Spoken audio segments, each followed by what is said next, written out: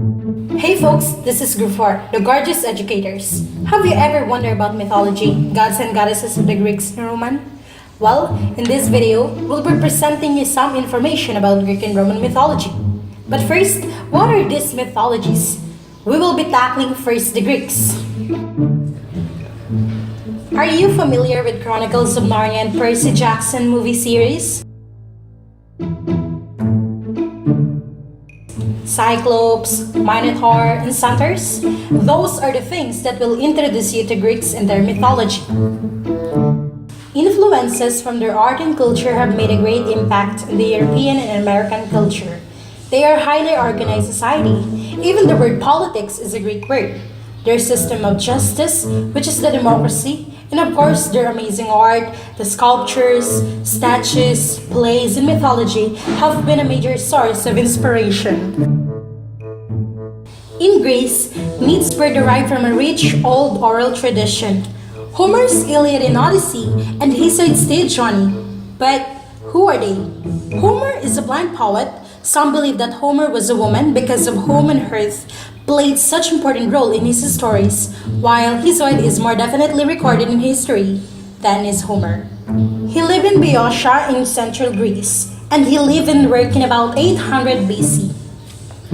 Together, the central works of Homer and Hesiod made a kind of Bible for the Greeks. Homer told the story of heroic past, and Hesiod dealt with the practical realities of daily life.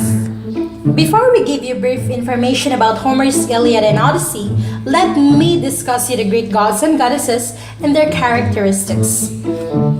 The gods mirror the human feelings and physical form. So just like Papa and Basha, they could feel emotion, being happy and mad, and Jhayne being hurt. Their flaws were pride, cruelty, stubbornness, and impulsiveness. Death is inevitable and final, so the goal was to become a legend through great deeds. They are tough, restless, ambitious. Mount Olympus, a many-ridged mountain in Thessaly, was the home of the gods and goddesses. It was an abode of perfect blessedness where they lived and slept, and feasted on ambrosia and nectar, and listened to Apollo's lyre. So here are the 12 great Olympians made up a divine family. Number 1 is Zeus. He was the chief. He was the lord of the sky, the rain god and cloud gatherer, who wielded the awful thunderbolt. He had 2 brothers, Poseidon and Hades.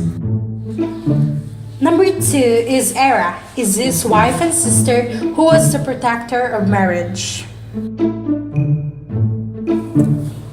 Number 3 is Poseidon. Zeus' brother and second only to him in eminence was the ruler of the sea. Being the lord of the sea, Poseidon had control on storm and wind. Number 4 is Hades.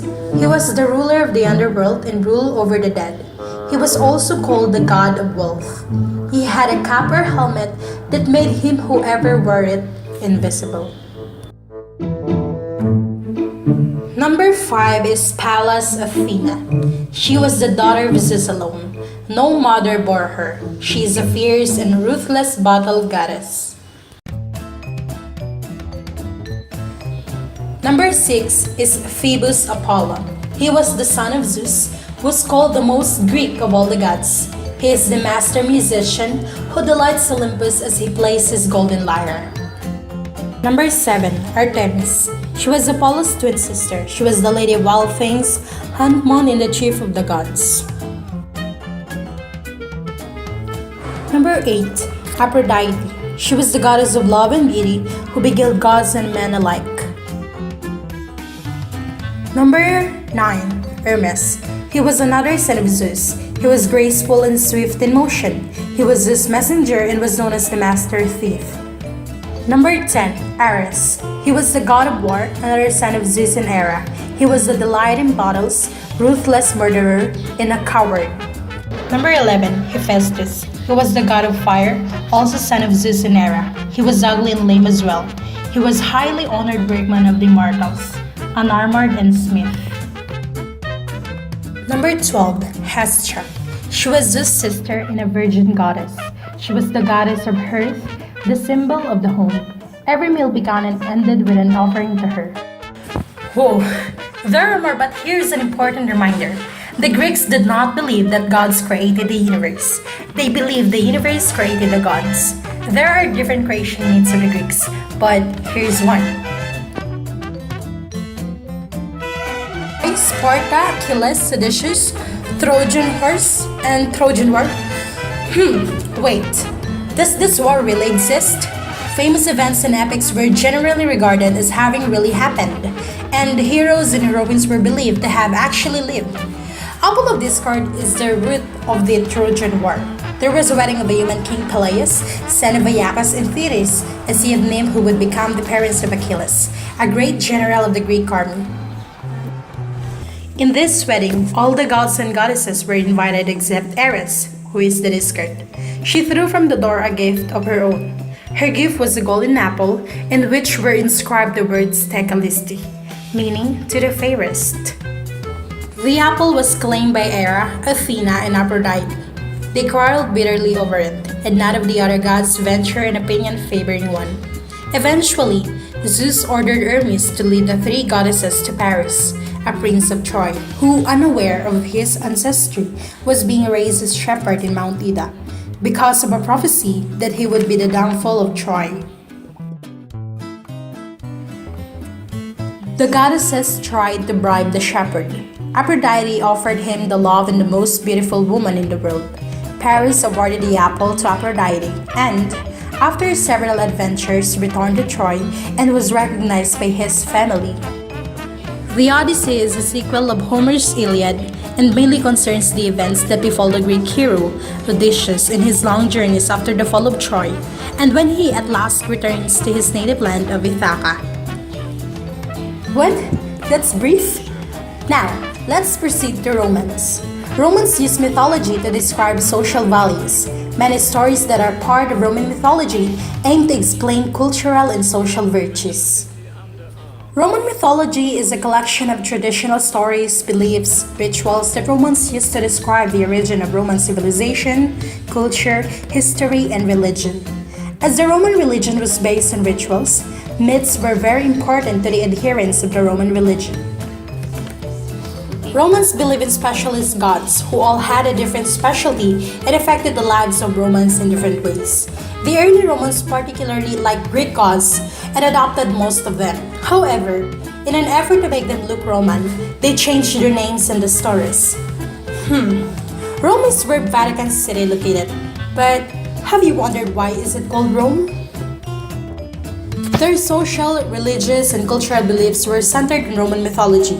Founding of Rome is also a well-known myth. It describes two legendary characters, Romulus and Remus, who were twin brothers and were born to a woman named Rhea Silvia, a Roman god of war Mars. They were abandoned as infants and were suckled by a she-wolf and fed by a woodpecker. The two brothers later killed the usurper who had taken control of their maternal grandfather's kingdom and restored him to his throne.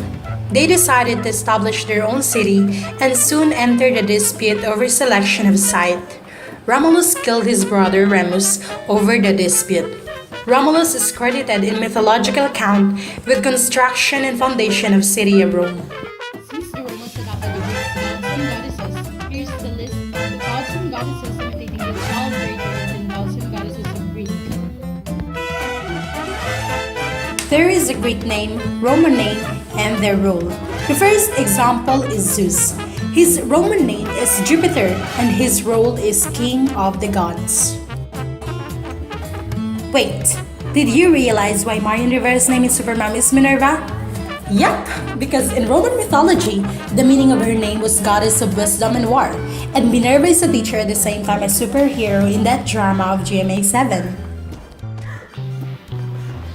The gods of Greeks and Romans were anthropomorphic, exhibiting many human qualities such as love, hate, and jealousy. And because of this, the people of Roman Greece were able to see themselves in these tales and understand their relationship to the rest of the world, as well their connection to the gods. The lesson often to be learned was that one must meet one's destiny with strength, determination, and nobility. These myths enabled an individual to stand against the ills and hardships of an unforgiving universe. So those are the Greek and Roman mythology. We hope that you've gained knowledge about them.